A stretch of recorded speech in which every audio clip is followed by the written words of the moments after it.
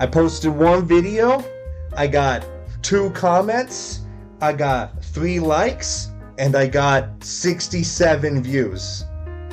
I'm not gonna do it. I'm not gonna do it. It's a dead meme. I'm not gonna do it.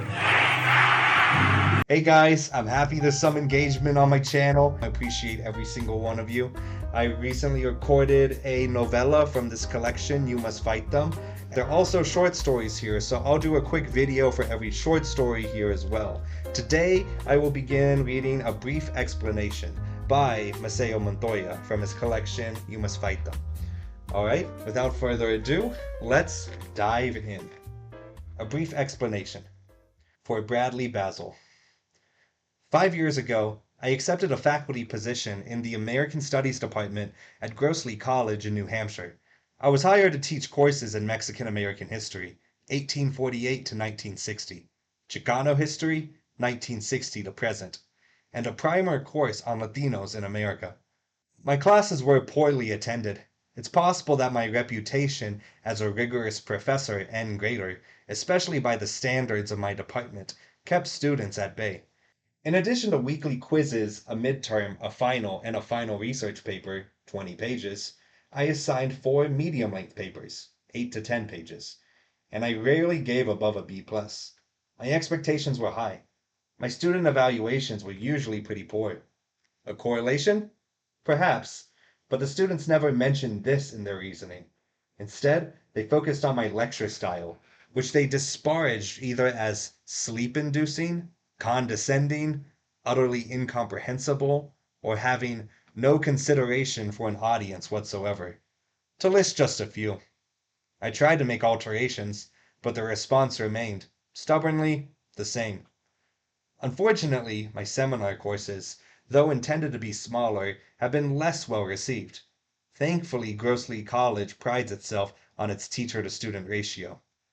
2 years ago, in my seminar, An Exploration of Mexican-American Demographic Shifts and Their Impact, 1848 to 2000, I had only 1 student register.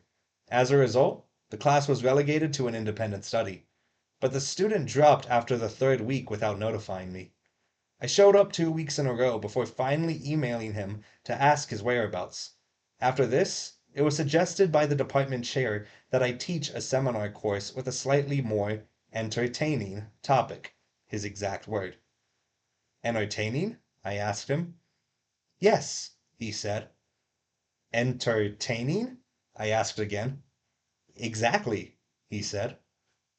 I had no idea what he meant, and he didn't elaborate. But the next week I found a book in my department mailbox entitled El Gran Juego, Latino Baseball Players in the Major Leagues. I can only assume it was a hint as to the meaning of entertaining. I emailed a Latino colleague of mine in Connecticut and asked about our enrollment in his classes. He told me he had no problem filling his seminars. In fact, his most popular seminar was expanded into a lecture course. He claimed to fill a 200-seat auditorium. The class was on Latino gangs. Of course, I had little background on the topic, but when my department chair asked me several weeks later at a staff party whether I had considered any potential subjects for my seminar, I surprised myself by mentioning Latino gangs. It may have been a segue. And I was further surprised when the department chair clasped his hands in excitement and said, "Now that's a class I would be interested in taking." Then he promptly called over a colleague and informed him that I was to teach my next seminar on Latino gangs.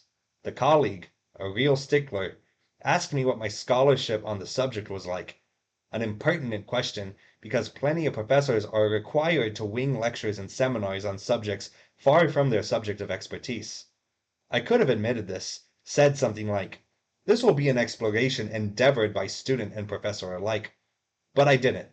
Instead, feeling my back against the wall, all eyes on me, because by the time several other colleagues had joined the discussion, the department chair was so enthusiastic about my decision that he was practically waving people over. I said that I had spent time researching the development of Norteño and Sureño gang paraphernalia in San Quentin State Prison. Of course, I hadn't, and all that I knew about San Quentin, and Latino gangs for that matter, came from Blood In, Blood Out, a movie I'd last watched when I was 16. Well, I went back to the source. I placed Blood In, Blood Out, 1993, in my Netflix queue. And then I received several other suggestions based on my interest. American Me, 1992, starring Edward James Olmos, seemed the most relevant, but I requested them all, watched them, took scrupulous notes, and then ordered several books online. Our library had very little available, including an excellent anthology of Pinto, or Prison, poetry. I asked my colleague in Connecticut for a recommended reading list, which he willingly supplied. Finally, I felt prepared. I wrote up a syllabus, requested books to be stocked in the campus bookstore, and put together a course reader, which, though was not as large as my others, was not slim either. When I checked my roster online, I was pleasantly surprised to find my first waiting list. 20 students were enrolled, with 15 waiting expectantly behind them. My department chair congratulated me over email and even included an exuberant postscript: add me to next semester's roster. The class went well. The students seemed genuinely interested, and I didn't hear one complaint about the course requirements, though I did reduce the number of essays. The discussion was always very lively. As I became more comfortable with the subject matter, I found myself personalizing some of my contributions, which is something I did frequently in my other courses. As a Chicano or a Latino, I've long felt that my personal anecdotes not only enrich the conversation, but also promote students' understanding that Chicano and Latino history are a fundamental part of American society. I see myself, then, as a key representative of this idea. For many students, I'm the only Latino instructor they've ever had, and maybe one of the few Latinos they'll meet in the 4 years at Grossly. In other words, I better make it count. With this in mind, I don't always insist on strict accuracy when it comes to my personal anecdotes. For example, my own father growing up in Los Angeles in the 1940s remembers watching three drunken sailors beat up his older brother. Why not mention this anecdote in a discussion pertaining to the infamous Zoot Suit riots of 1943? Never mind that two of the sailors were our cousins, and my uncle was a notorious provoker. Nor does it matter that it was Christmas of 1949. In the end, the point is this: tensions between sailors and Mexican American youth ran high for many years. Well, in the seminar, I found myself talking more and more about my own memories of gang culture during my junior high and high school years. Of course, I never participated in the least, but I was aware of its existence, and I do believe I made this clear to my students. Nevertheless, perhaps owing to my growing excitement in the subject and the ease with which I was able to relate it to my own life, the students received the impression that my high school was teeming with hardened criminals and that I had barely escaped a life of violence myself. I can't say that I did much to dispel this impression once I became aware of it. In truth, I had always wished to be more than a good student or an educator, like both my parents. And though my path had always been relatively clear, smooth sailing really, I didn't mind imagining it as somehow riddled with obstacles. That was my initial mistake.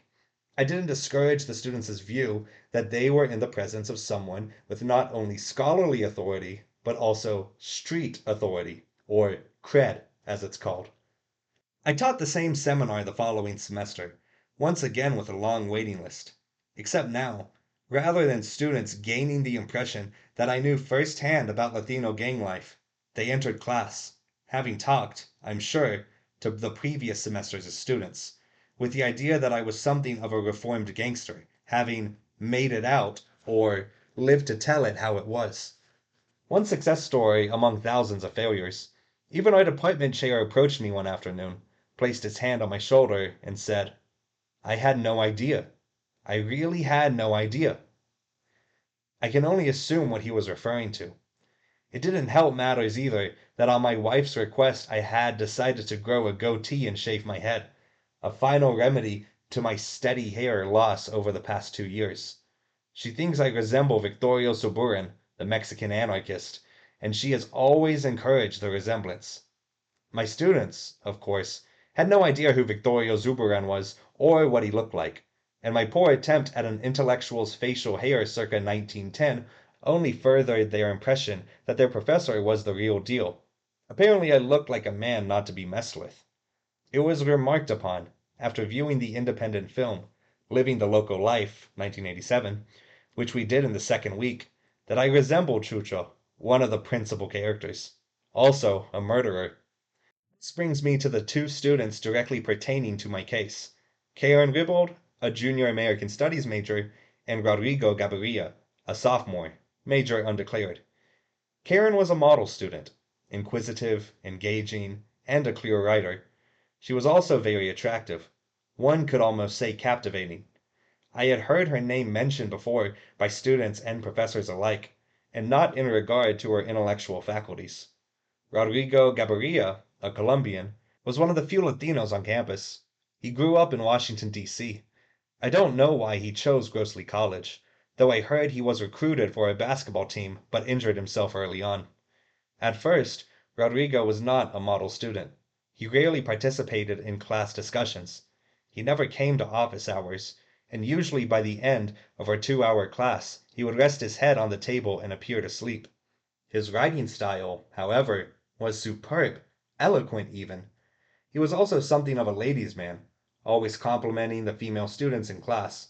Decent things, such as that he appreciated their take on a passage in our reading, or something equally benign. But he never spoke to the male students in this way. With them he usually joked around, engaged in the usual male banter. They all liked him. In fact, everyone liked him. He had a magnetic quality that I can't deny him. For his part, he seemed to have his eyes on Karen Ribbold. Unfortunately for him, she had her eyes on me. I didn't encourage it, but I was certainly flattered by her attention. At first I assumed it was purely academic, but soon I realized that it was more ardent, probably after she visited my office hours for the 5th time, having no questions, merely requesting somewhat vaguely if I could elaborate further on what was discussed in class that day. I did elaborate, and I soon found that she was most curious to hear my own anecdotes about gang life. Of course, I wasn't talking from my own experience directly, but it seemed that for every example I gave she would follow with, "And so, what was it like for you, growing up in those conditions?" I did my best to explain that the conditions weren't exactly personally experienced by me, but were more accurately witnessed from afar. But it was almost as if she didn't want to believe me, or that she thought I was acting bashful or humble, not wishing to overstate my predicament. Whenever she asked about my childhood, she would refer to it as "your life in the barrio." I explained, pretty clearly, I thought, that I grew up a few streets over from an apartment complex that could be considered barrio-esque. But I guess I can be faulted for not revealing that I inhabited a 19th century Victorian described by the town's Stroll Through History Committee as a colorful gem not to be missed. If I was more aware of these kinds of things, Karen's feelings, that is, I could have put a stop to them early on. I am notoriously obtuse when it comes to the attentions of the opposite sex. Just ask my wife. Even after our 9th date, I still thought she was curious to know more about my dissertation on Article 5 on the Treaty of Guadalupe Hidalgo. Anyhow, that was my second mistake. I didn't do enough to distance myself from Karen Ribbold. As I mentioned, Rodrigo Gaviria was interested in Karen and must have resented the attention she gave me. Soon he went on the offensive. At first I didn't notice the pointed nature of his comments. I just assumed that, as the other Latino in the class, he had a right to add to my personal anecdotes with stories of his own, the morals of which, I should mention, often conflicted with mine. For instance, and this is the best example that sticks clearest in my mind, I often emphasize that young Latino males turn to gang life because they lack sufficient alternatives. They are underserved by their schools and community programs. But Rodrigo argued the opposite. In his school, a private Catholic school in D.C., they had plenty of activities, such as sports, student government, art classes, and Latino club. Nevertheless, many of his friends turned to what he continuously referred to as thug life, because it was simply much, much cooler than anything else. "Even speaking for myself," he said, "basketball star, starting quarterback, junior class president, even I participated in certain activities that may or may not be considered legal." When he said this, He cocked his head in my direction and looked at me accusingly, narrowing his gaze, as though wanting me to know that he hadn't said it for the sake of class discussion, but for my sake and my sake only, and perhaps for Karen Ribbold. At the time, I had no idea why he did this. I just noted the fact. The comment created a stir, and the students clamored to know more about his checkered past. Smugly, he said he didn't want to incriminate himself. But basically, he said, my point is this. Everyone wants respect. Everyone wants to be tough. Not to mention the fact that every young Latino male wants to attract young females, and therein lies one motivation. Then he added, clearly feigning remorse, I did things I'm not proud of, but I can't see it being any different. You should have heard this class, and you should have watched him hold court for the rest of session. I wouldn't have cared, really. I was happy that Rodrigo felt comfortable talking about his experiences, and it didn't matter that his experiences conflicted with mine, or at least with the perspective I'd gathered from the text recommended by my colleague in Connecticut. Contradictions were important for a discussion and debate, but it soon became clear, to me at least, that it wasn't just his aim to bring attention to himself. He wanted to prove to the class, and to Karen Ribbold in particular, that I was a liar. More specifically, that I had invented stories about my own participation in the so-called thug life. For instance, I didn't remember claiming to have walked around my hometown with a red bandana on my head, but I did say something to that effect. In truth, I had walked around once, around my house, in a bandana that was more maroon than red, because I thought it would relax my increasingly wavy and unruly hair. It didn't, much to my dismay, but how I wish I had the full head of hair today. Of course, I didn't mention these details in class, but I figured that if pressed, I could easily excuse myself based on semantics. So I thought, several classes later, Rodrigo decided to challenge me on the red bandana claim. He said, if you really walked around town wearing a red bandana, you must have had to fight some fool every other block. I responded that I never exactly said I wore the red bandana around town, and that was when Karen interrupted and said that 2 class sessions before I had indeed indicated that I had. She pointed to her notes.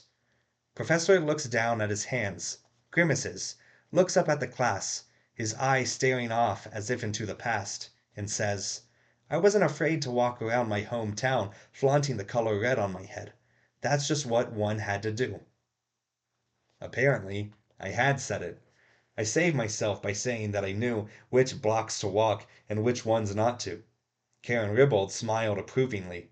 Rodrigo Gabarria smirked. It continued this way for several class sessions. I ceased interjecting in the discussions, except to refer directly to the class reading.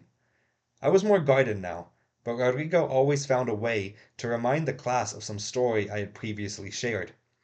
On a discussion about the links between Los Angeles youth street gangs and Mexican drug cartels, the name El Caballo Sanchez of Juliacan was mentioned for a second time, and it would have been quickly forgotten if not for Rodrigo reminding the class that I had claimed, the first time around, to know the nephew of El Caballo Sanchez.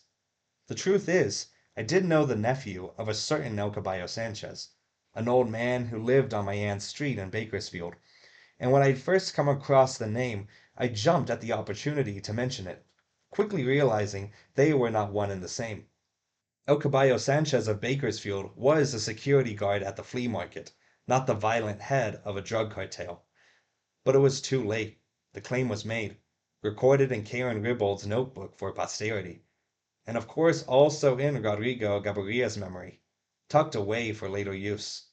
So I was forced to admit to the class that I had been mistaken. They didn't really seem to care. Karen, on the other hand, appeared confused. Rodrigo properly smug. By then I had surmised what was going on, and I wasn't going to let it go any further. Following class one day, I asked Rodrigo to visit me in my office hours, and instead of readily agreeing like any other student, he asked, "What for?" I told him I was interested to hear more about his high school experiences and the possibility of including them in his final paper. "Well, can't we just talk about it now?" he asked uncouthly. It was after class, and there were still students milling about. I told him to walk with me back to the department. He accepted this, and as soon as we were alone, I said to him, "Look, Rodrigo, it seems like you have something against me, like you wish to prove something, and I don't understand why. Or maybe I do understand, but I want to tell you that you don't need to do it. There's enough room for two of our perspectives. We shouldn't be trying to undermine one another, but rather supporting our individual endeavors. After all, there are so few of us out here." And he responded, "I'm not trying to undermine you. In fact, it seems to me that you undermine yourself every time you talk. This don't have anything to do with us both looking Latino. As far as I'm concerned, you're a phony, a fake." "And just what am I faking, Rodrigo?" I asked. "You know exactly what you're faking, but if you want me to say it," I interrupted him and said, "if you're going to accuse me of falsehood, you might as well accuse yourself of the same. We're both children of certain privilege, allowed entrance, if you will, into the ivory tower, and yet your macho posturing is no different than—" Now he interrupted me. "Macho posturing? Is that what it's called in your sociology text? Well, I'll tell you what. My dad abandoned me and my mom when I was 2. My mom cleans hotel rooms. I got to Bishop Prep on a scholarship, but when most kids got picked up in their Range Rovers to go back to the suburbs after school, I walked home with my other scholarship friends through the fucking—" Now I interrupted him and said that clearly he was angry, and that if we were to discuss this any further, he would have to change the tone of his voice. He simply told me that he didn't have time for this and walked off. It struck me as strange that Rodrigo would end the conversation this way, not to mention conduct himself so insolently toward me in general, with no worry whatsoever that the man he was insulting was the very one with the power to pass or fail him. But then I remembered his eloquent writing style and the quality of his written assignments in class thus far. I realized he had great confidence in his abilities, and knew that if he was given a grade he didn't approve of, he could easily appeal it based on his work, not to mention the fact that he had started participating more in class discussion, albeit at my expense. I knew I had no leverage over him. The day before I was to travel home for Thanksgiving break, Karen Ribbold showed up at my office. It wasn't during office hours, which I usually stick to, but she had a look of urgent distress, and I wasn't about to turn her away. I asked her to have a seat and rose to open the door, which she had closed. I kept the door open with all of my students. You can never be too safe. I asked her what was wrong, and immediately she burst into tears. Thinking of comfort, I instinctively put out my hand to pat her shoulder, but then I thought better of it and pulled back. I wished to avoid any confusion or mixed signals. Now, Karen," I said. "Tell me what it is. You've done an excellent job so far in class." She looked up, her eyes red, her face almost expressing physical pain. "Is it true that you've made everything up?" she cried. "Is it true that both of your parents are high school administrators? That you know nothing of the barrio, of gang life? That you've based your experience on pure hearsay? That you've—" She would have continued, but I had to stop her. She was practically hyperventilating. Until that moment, I didn't comprehend the depth of her feelings for me. I merely assumed it was some harmless schoolgirl crush. I now recognized the expression on her face. It was that of a betrayed lover. It's unwise for a professor to involve himself in the affairs of his students. But in this case, as it directly involved me, I decided to intervene. "Let me guess," I said. "You've been talking to Rodrigo." She nodded her head as she found a tissue and wiped her nose. "How did you know?" she asked. "Well, it seems like he has some sort of vendetta against me," I said, "and wishes to prove that I'm less of a man than he is. I don't know why, but he's made it his mission to prove that he's more macho than I am or something. But I have nothing to prove. It must stem from some insecurity of his. I'm sure he feels very alone in New Hampshire, far from his gente, his familia, his cultura. I know how he feels." She seemed to appreciate this. "So it's not true then? You didn't make anything up?" "No, not at all," I said, choosing my words carefully. "I mean, I did have a more privileged upbringing than many of my friends, but we certainly observed many of the same experiences." Then I told her that I had to finish wrapping up my work because I was flying back to California that evening. Will you see your friends? She asked. Somewhat randomly, I thought. Yeah, sure. I assume so. She suddenly grew animated. You know what would be really cool? If you were to bring one of your friends as like a guest speaker or something. In other classes, they always bring some boring academic, but in this case, it'd be awesome to meet an actual expert, you know? I told her it sounded like a fabulous idea, but I did so more to cheer her up than anything else. For one, I didn't plan on seeing any friends from back home. I didn't really forge strong bonds until college, and most of those friends were scattered around the country. The only high school friend I kept in touch with was Manny Solis, and when I considered the countless lunchtime hours spent doing homework, usually others is for small profit, I didn't think our illicit activity was what Karen had in mind. She wiped her eyes, thanked me for my time, and told me she had read one of my books. I thanked her and said the perfunctory, "So you're the one!" We laughed. An awkward silence followed. I think she wanted to hug me goodbye, but again I refrained from any physical contact. I saw her to the door and hoped that I had seen the worst of this strange triangle. But as luck would have it, on my first day back home, I was running an errand for my mother, and I saw a vaguely familiar face in the produce section. My hometown isn't that large, so I'd seen plenty of familiar faces over the years, but I'd long ceased reacting to them as if they were on the verge of recognizing me. I blame it on my weight gain and hair loss, or maybe I'm just better at remembering faces than the average person. Well, this familiar face was wide and dark skinned. He had a shaved head and a trimmed goatee. He was large, 6'2" at least, and as broad as the shopping cart he pushed in front of him. I looked away, not wanting to make eye contact, but he must have had no such qualms, because suddenly I heard, "Hey, brother, brother, I remember you from high school." I smiled at him, still not able to place his face, and I extended my hand in greeting, which he pushed aside in order to give me a bear hug. "Brother, brother," he kept saying as he held me, with his arms around me, my face practically smothered by his massive chest. I finally realized who the man was. It was Payaso, the clown, Garza, one of the most feared serenos in my entire school. We had had a class together our junior year, health or some other required course, where everyone was thrown together. We sat next to each other. In fact, on several occasions I had assisted him with an answer or two. "Payaso," I said, "it's great to see you." "No, brother. Call me Frank. I gave up banging years ago. Those were dark, dark times. But after many prayers, the Lord helped me find a way to the light." "That's great," I said. "Brother, where are you now?" "I'm a professor in New Hampshire." "What?"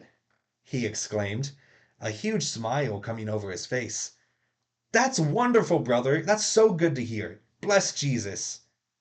"Yeah, for sure," I said. I proceeded to tell him I'd published a few books, and he swore to me that he was going to find them at the bookstore. I told him he'd probably have better luck online. We spoke for 10 minutes, maybe even more, he asking most of the questions and responding to each of my answers as praises for Jesus. He never stopped smiling. I had the feeling that running into me had made his day. I was flattered. We were about to part ways when Karen Ribbald's request popped into my head, and I thought, here is the perfect guest speaker. I immediately pitched him the opportunity. I would fly him out to Grossley College and have him talk about his experiences in gang life and how he ultimately left it behind. He was reluctant at first, but when I told him that the students would benefit enormously from his message, he agreed. I also made it clear that all of his expenses would be covered. He told me he had never been to the East Coast before. So it was decided, and for the next few days I felt a sense of relief. I guess I hadn't realized how much Rodrigo's accusations had bothered me. I didn't deserve to be called a phony, to be accused of inventing falsehoods. My aim was to enrich my students' education. That was it, and I had my ways of achieving this. Others had their own methods.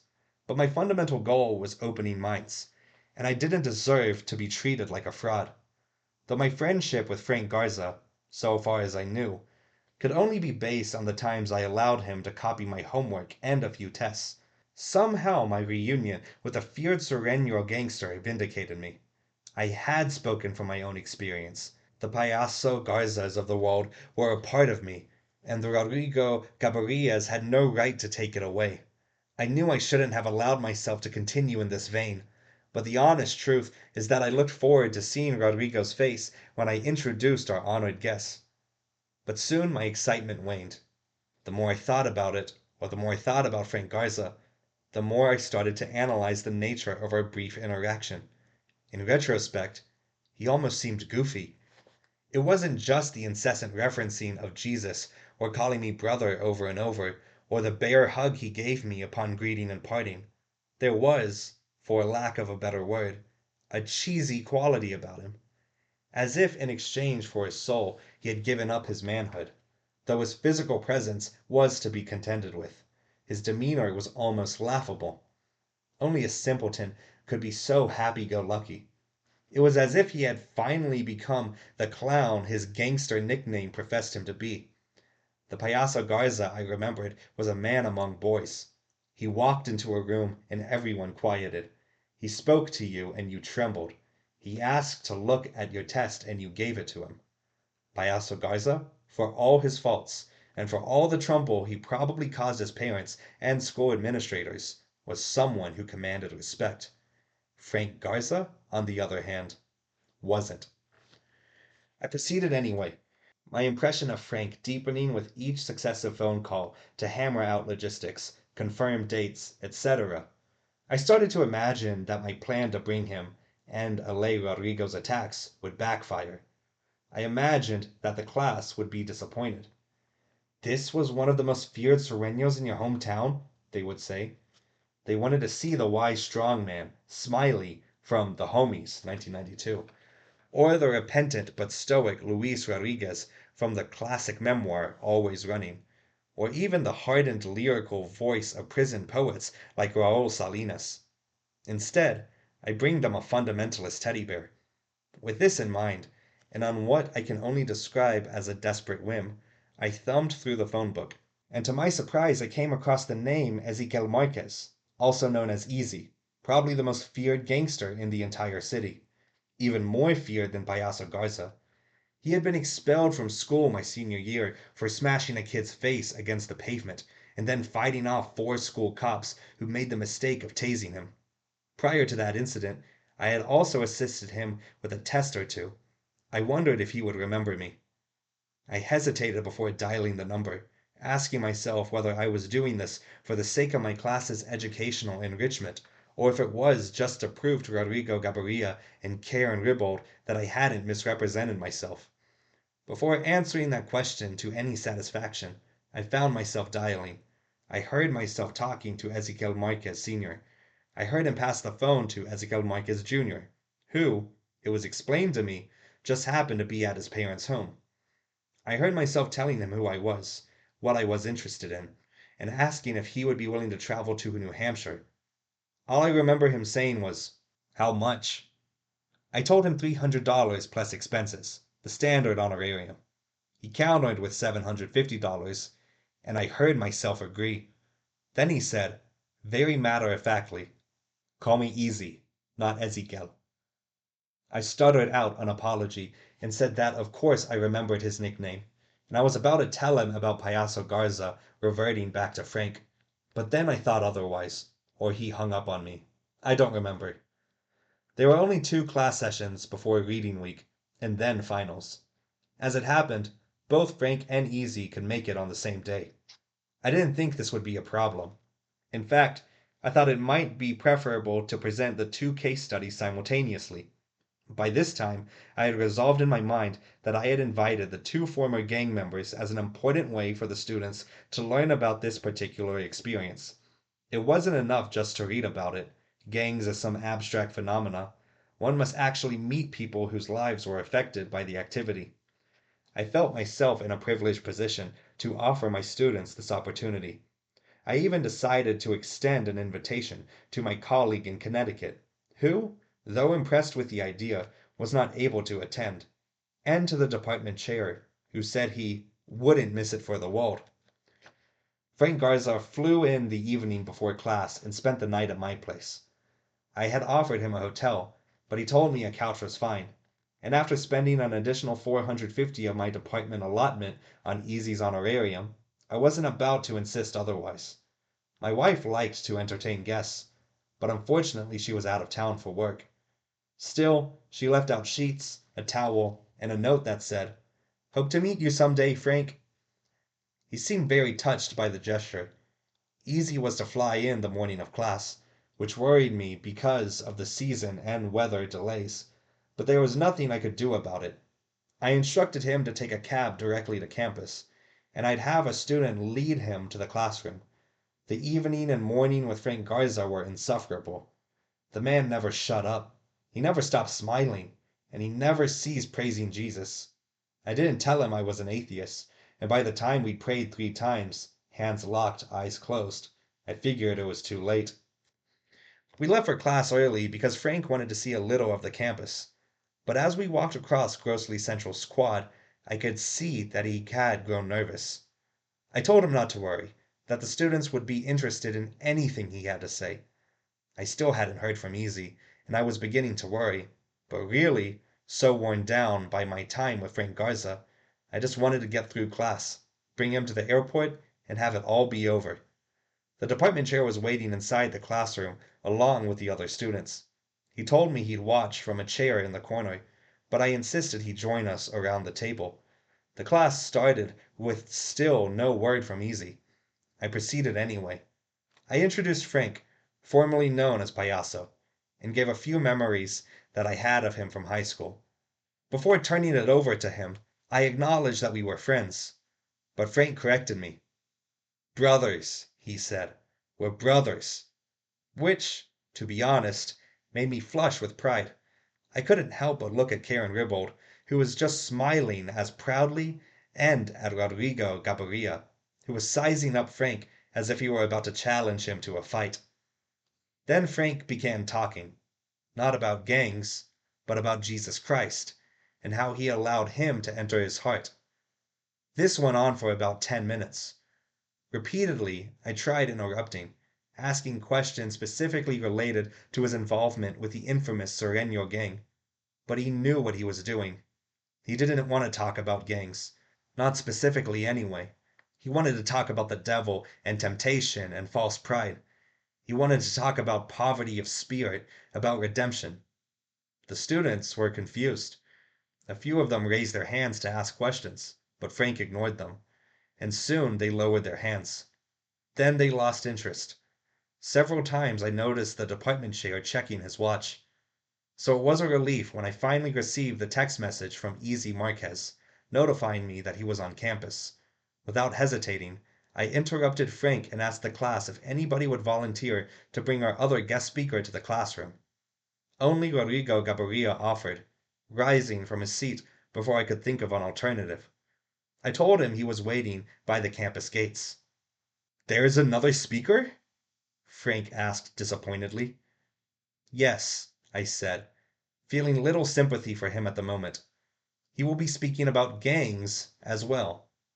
Frank continued, and, as though he had caught my drift, he lessened his spiel on Jesus and shifted his focus to how he had been initiated into the Fifth Street Locos at the age of 11, how he used to be a lookout for his father and uncles as they dealt drugs, and how on his 13th birthday he watched his uncle die from a stab wound. The class was captivated now. They hung on to his every word, and even the department chair forward in his seat. I, too, was engrossed in Frank's story. So engrossed, in fact, that I didn't notice when Rodrigo Gabarria and Easy Marquez entered the room. I only noticed when Frank stopped talking and the goofy, pleased with the world smile disappeared from his face. He looked like the wind had been knocked out of him. "What's the meaning of this, brother?" he asked, his jovial tone gone. The entire class turned to see who had entered. I hadn't seen Easy in more than 15 years, and whereas time had softened Frank, it had clearly hardened his counterpart. I had never seen anyone look so utterly and completely mean. That was it. No other way to describe it. Just mean. He was also wearing a red baseball hat, an oversized red parka, perfectly pressed khakis, and red tennis shoes. Then I remembered. He was a norteño. No, he is a norteño. Why hadn't I considered that? Rodrigo sat down, a smirk on his face, as if he knew something that no one else did. I wondered what the two had talked about on the way over. Easy sat down too, not once taking his eyes off of Frank.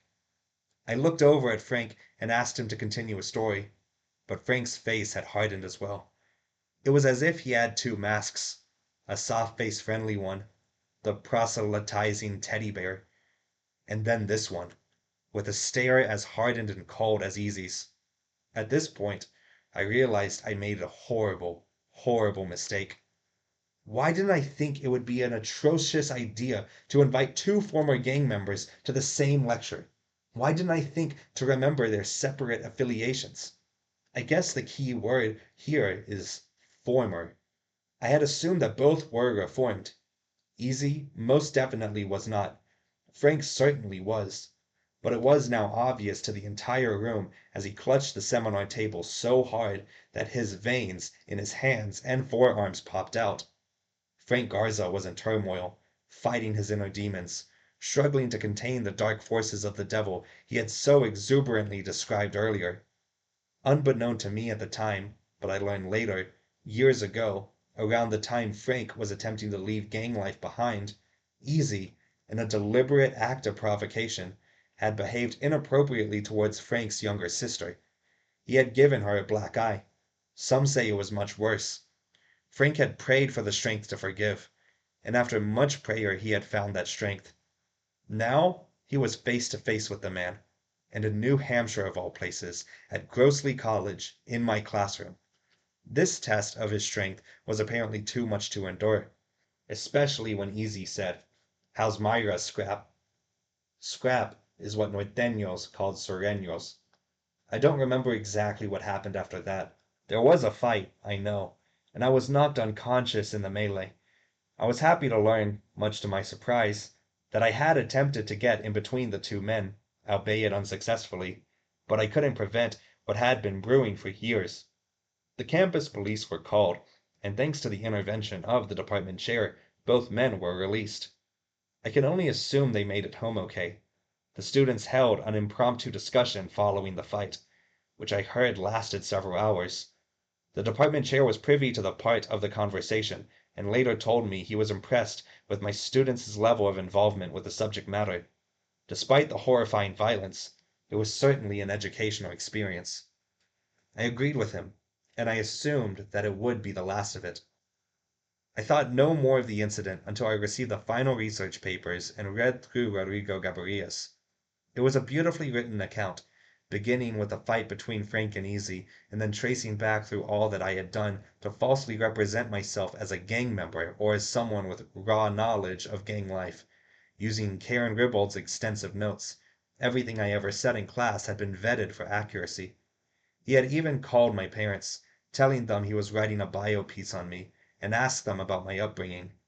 He portrayed me as a buffoon, as a liar, as someone who would invent any falsehood if it meant ingratiating myself with gullible Anglo students thirsting for knowledge about Latinos, not to mention my female students, whom I was particularly fond of seducing with my wild anecdotes. He wrote that I even went so far as to pay off a known gang member and violent criminal to say we were friends. His intent, other than lampooning me, was to sort through the schizophrenic effects of a post-ethnic and post-racial academic culture on those subscribing to old-school definitions of identity politics. I read the paper calmly, removed, knowing it was a malicious attack on my character, but also agreeing with much of its premise. I just couldn't believe that I was the case in point, though I was tempted to write a long letter justifying my actions. By then I was so tired of the ordeal, of the menace of Rodrigo Gabaria in particular, that I just wanted to be done with it.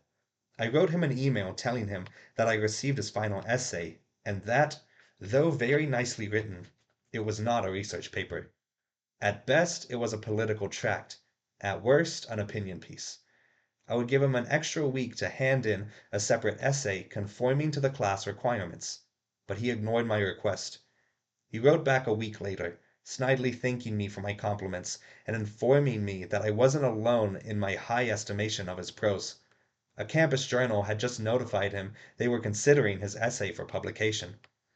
I found this amusing. I thought he meant the student-run newspaper, the Grosley Gazette, a campus weekly that averages about 10 pages, mostly advertisements. I wanted to write back and say, "Quite the honor. It will still be a step up from columns devoted to campus parties, singing groups, and complaints about dining hall food." I chuckled at my own joke, but in the end the joke was on me. The campus journal he was referring to was the highly respected Grosley Quarterly Review, a peer-reviewed academic journal that was read by only a few people, but all of them were my colleagues. The essay's publication forced the university to undergo an investigation, which is ongoing. My department chair suggested that I seek out letters attesting to my scholarship and moral character. As embarrassing as it was, I decided to reach out to my colleague in Connecticut, whom I considered a friend.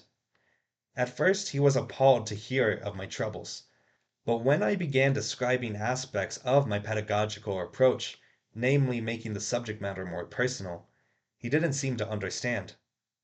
"You mean you sometimes conflate your own experience with the topic at hand in order to make a point?"